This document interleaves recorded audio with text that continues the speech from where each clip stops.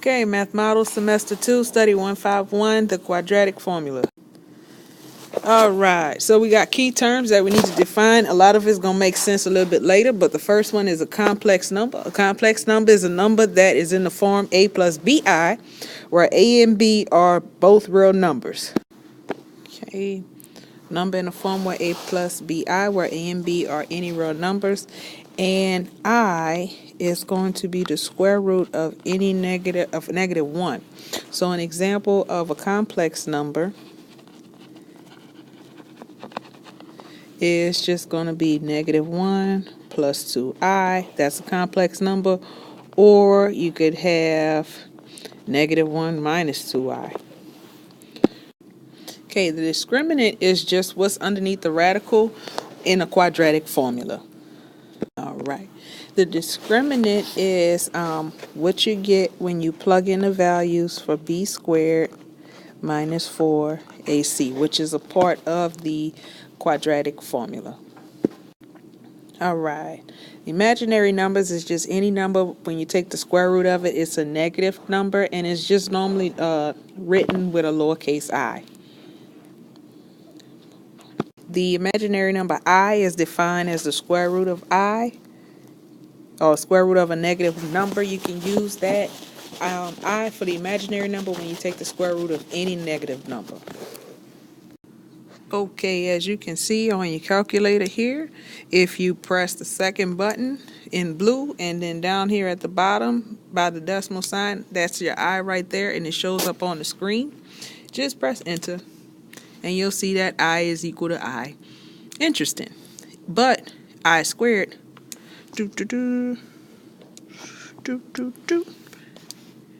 equals a -1. We'll talk about that more in detail in a little bit. So why is all this important? Because it helps us to find the quadratic formula or find the real roots in a quadratic equation. So the quadratic formula is just a formula used to solve quadratic equations. The solutions to the quadratic equation, hold on. Okay, that's everything typed up. So the solutions to the quadratic equation, which is in standard form written as ax squared plus bx plus c equals 0 in standard form. When you're trying to solve for x, here goes my song. X equals -b plus or minus square root b squared minus 4ac all over 2a. So here our directions tell us to write A, B, or C in each blank to complete the main idea and formula. So it's going to be kind of like a repeat of what you just saw.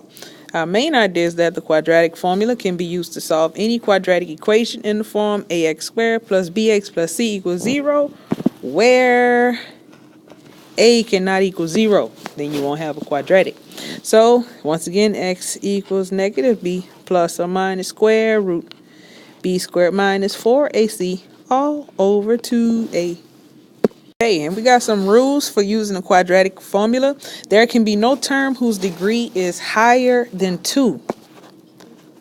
Okay, meaning, and we're going to reference this one a lot, x squared plus 2x plus 1 equals 0. That one is a good one. Now, if I was to change that x squared, which you see right here, 2 or 3, then that would not work because that would be higher than 2. The second step is that the coefficient of the x squared term cannot be 0. Let's make it where you can see.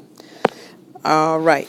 Meaning, if I was to take that same equation that you see we just used and make it 0x squared plus 2x plus 1 equals 0, well, that wouldn't work out because what you see right here is a 0 in front of x squared, and 0 times anything, it just goes completely away. The third rule is that the right-hand side of the equation must be equal to 0. Has to be every single time. Got to equal 0. So if I was to take x squared plus 2x plus 1 equals a -2, well, that would not work because of this -2 right here. I would have to add 2 on both sides. That would be the only way to get rid of that 2 and make that a 0. Okay, and here we go. Monitoring, applying fix-up strategies. If the right-hand side of the equation does not equal 0, you need to subtract the number or the expression on the right-hand side from both sides of the equation.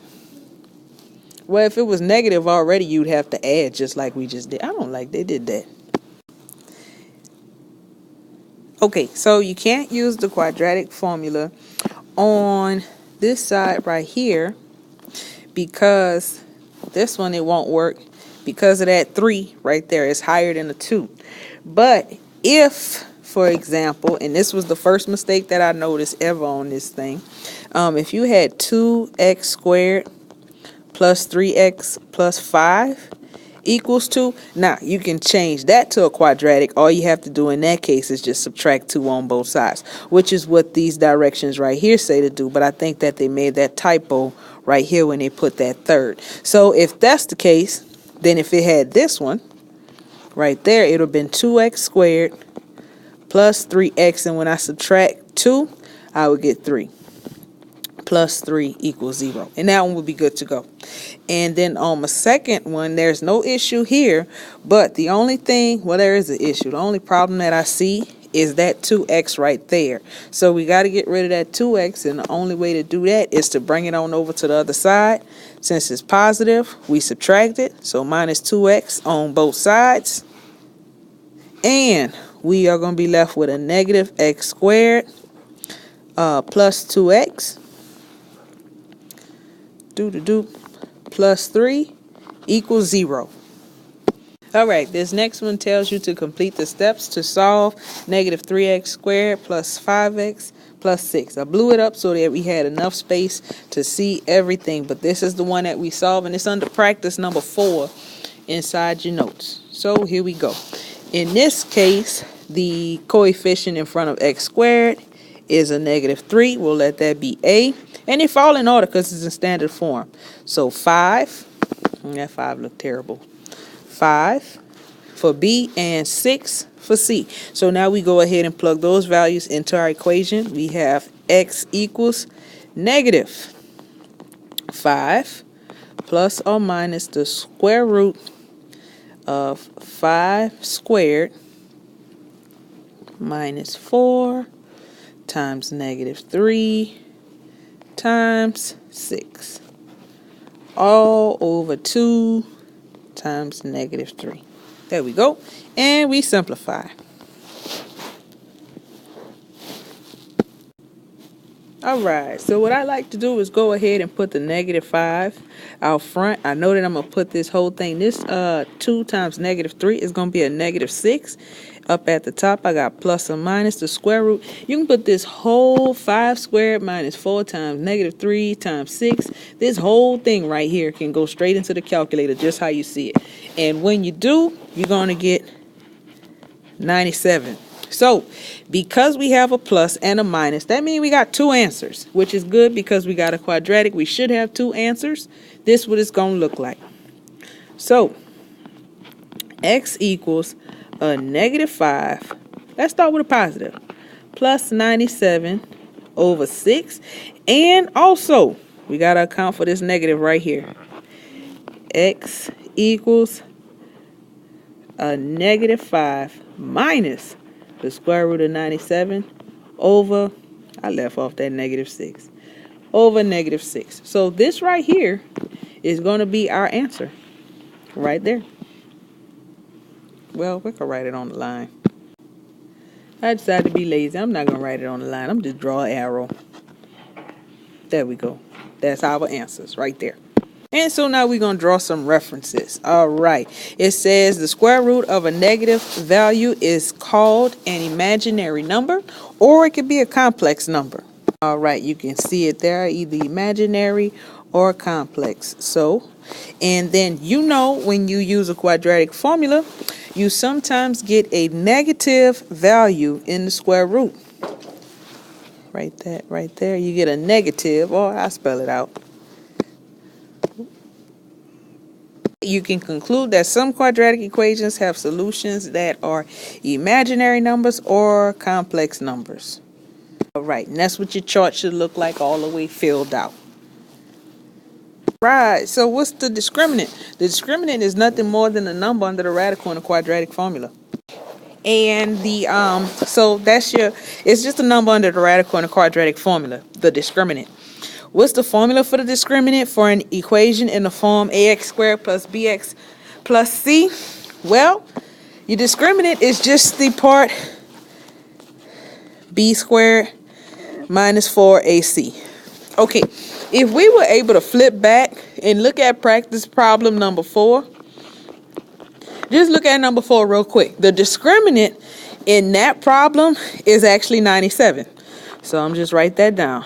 The discriminant, whoops, this handwriting looks atrocious. The discriminant, M-I-N-A-N-T, is 97 in problem number 4. Okay, so let's practice the quadratic equation discriminants, what it tells you about the equation solutions. So if it is positive, the equation has 2 real solutions. If it is 0, the equation has only 1 real solution. If it's negative, the equation has 0, no real solutions. It has 2 imaginary or complex solutions. So in practice, it says here, we are going to make mental images. So we're going to find a discriminant of each equation and explain what it tells you about the equation's roots and graphs. So the first example is 5x squared plus 4x minus 3 equals 0. So what you have to do first is identify what everything is. So I know that A is 5, B is 4, and C is a negative 3. Well, if my discriminant has the equation b squared minus 4ac, well, then I know I need to plug it in. So I'll have 4 squared minus 4 times 5 times a negative 3. All right, and I put that in my calculator just how you see it. So my equation says, let's see here, 4 squared minus 4 times 5 times negative 3. All right, and we're going to end up with 76, and that's my discriminant. So in this case, our discriminant was 76.